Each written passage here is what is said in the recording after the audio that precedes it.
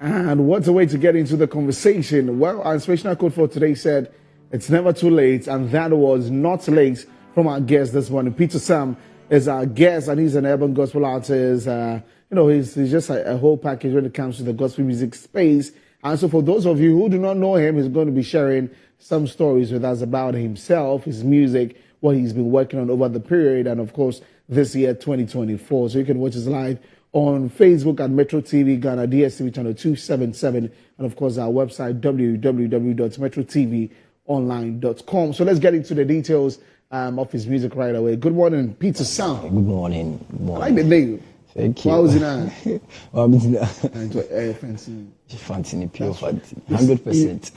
When you hear such names, you know that Peter Sam, fancy you. Sure, good to see you. And see you too. I mean, we're already in the second month in the year 2024. Yeah. How's it been for you so far, though? It has been cool. Yeah, we are managing. We all know how the system is now, but with God being on our side, we are going to push it through. Yeah. Okay, great. So, I mean, for many of us who are watching and getting to you for the first time, share with us the background story to who Peter Sam is. Okay, let's see. Way back in SHS, I think I was a genius. So I think they were trying to organize this reality show. Okay. In school. So like you by force you have to participate. Even though I didn't know I could sing, so I was giving this song Westlife, My Love. Okay. And I went on stage, I did the song, and I was even awarded and all that. So that was where I realized that, then I'm good. And actually do it, okay. So that's where the whole thing started. So when I went to the university, I took it from there as well. I was the a cappella president there, so singing all the time. So professionally, the whole thing started, I think, in 5 years. 5 years ago? Sure. Okay. Professionally, 5 years ago. Right, and giving us the background story from school, and now getting it professionally. What was the preparation like? Because there are two different things. So you've got to be professionally started correct. There are a lot of things that needs to be done or put in place. Tell me the transition from, when you started as as I grow, you just try your hands, and then starting professionally. Okay, with this, let's talk about our gospel aspect of the music. It's not easy like that, because if you don't have anyone to, at least to push you, it will be very, very difficult coming up on your own. Not like this secular aspect where they try to push each other. They see you, this guy is good, let me try and post or something. But I don't know with our gospel stream. And also concerning the music as well, it's monetary scene, like financially, because if you don't have that kind of financial means, it's very, very difficult for you to push it. Because you can sing all right, but music to money also plays a vital role in that. So I just have to school at the same time trying to write. So I think the whole thing started where a man I was promoting one of my songs, premiering them, and he saw me on social media. He called me because my number was online.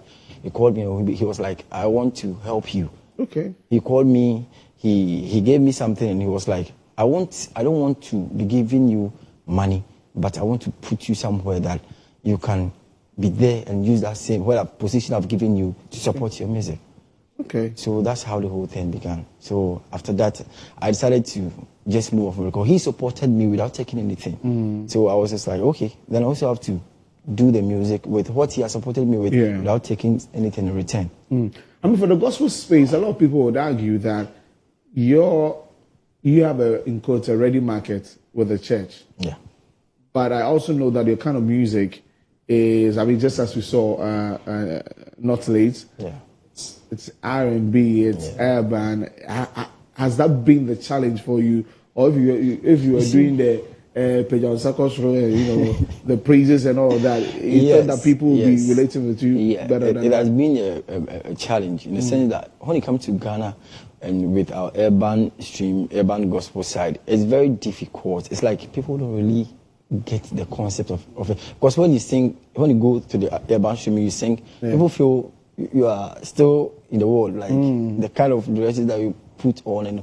But we are trying to tell you that even if I'm not trying to put somebody's music on the spot, but even if you are in any kind of dress and let's say you do gospel, you are let's say evangelizing or talking about the music side of the gospel aspect, you can still try to win. So you don't look at what the person is wearing at that moment. So even the secular side, you can look at what sometimes they wear, their dress and all that.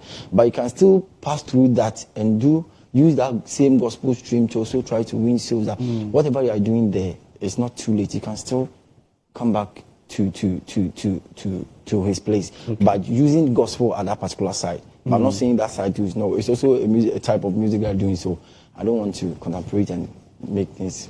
Okay, so indeed, your challenges, as you have mentioned, would be people not appreciating urban gospel, the sound of it especially enough, and also monetary. Sure. In that sense. Okay, but looking at the space also, there are a lot of urban gospel artists who are getting in there. Are you connected enough to them? Like, are they your friends? Do you know people in the space like that? Yeah, I know most of them, and I don't need to mention names. But the thing is, because you or we are the upcoming urban gospel artists, sometimes when you try to, let's say, get closer to them, okay, you charge them, yeah, hello, please, how are you doing? They replying back becomes very, very difficult. But when they want to promote themselves, they share with you that promote as if it's compulsory. But when you need their help and you call on them, they keep mute. But when they want to promote, they put some support to you to promote. You think it's intentional? Maybe there may be a lot of messages, you know. Oh, sure. But so far as you're able to broadcast your, how do you call it, your music, you should also be able to speak to your, how do you call it, your friends as well, because all these people mix up the music. Because if you post if you post your own music and you are the only one who views it, who will see it? We all make it up. So if you don't communicate and you be like, okay, we are there, bosses, we are there, so we won't have time to talk to you, but when you want to share it, you have to share it. It will be very, very difficult for we the upcoming to also grow. So grow, okay, in the space. All right, I get that. Now let's get into your music. How many singles have you released? A lot of For now, I have 4. You have 4 singles you have released. Okay. 4. Yeah. And how have they fared in the past? When did you release Not Late? Not Late was done last year. Last year. And how did you do? It went well. It went quite well. But as I said, because last year the economy wasn't stable like that. It was some quite difficult. So I'm saying it went well. We are still pushing. Okay. We are just hoping for the grace to fall on us so that we can also go out there and do what is. You talked about school. Yeah. Are you doing music full time? That's a question. Yeah, of course.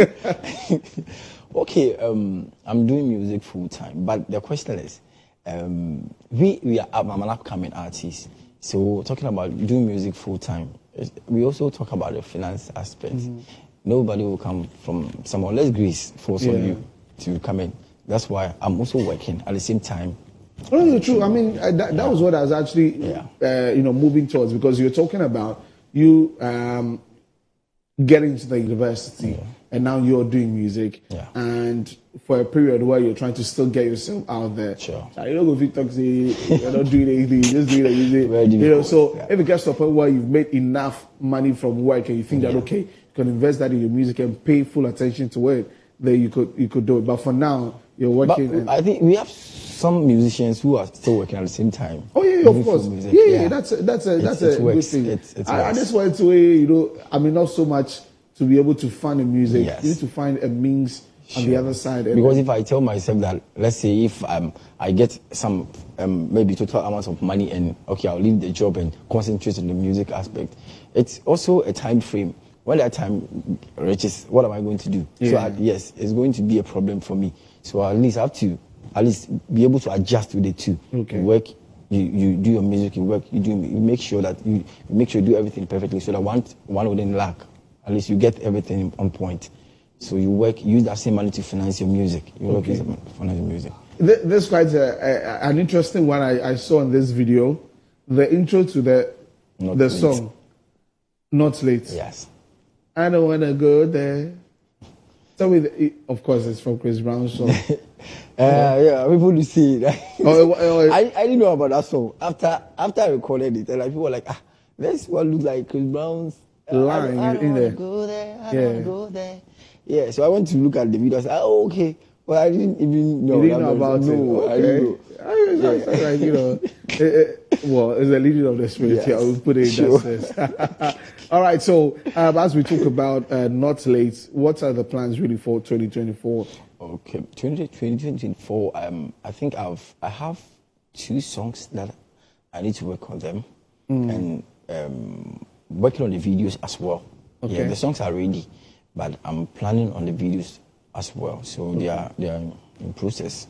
So all right. 2024 is going to be great. Yeah. Okay. So 2024 is going to be great Yes. with that particular one. So with that and the other songs that you'll be releasing, we should be watching out for those videos as Yes, sure. As you have mentioned. Sure. Okay, great. So we'll be talking to Peter Sam. He's a gospel musician. He does urban, you know, R&B style, kakra womu, worship kakra womu, all together as a whole package as Peter Sam, the gospel musician. As we wrap up, any other thing you want to add?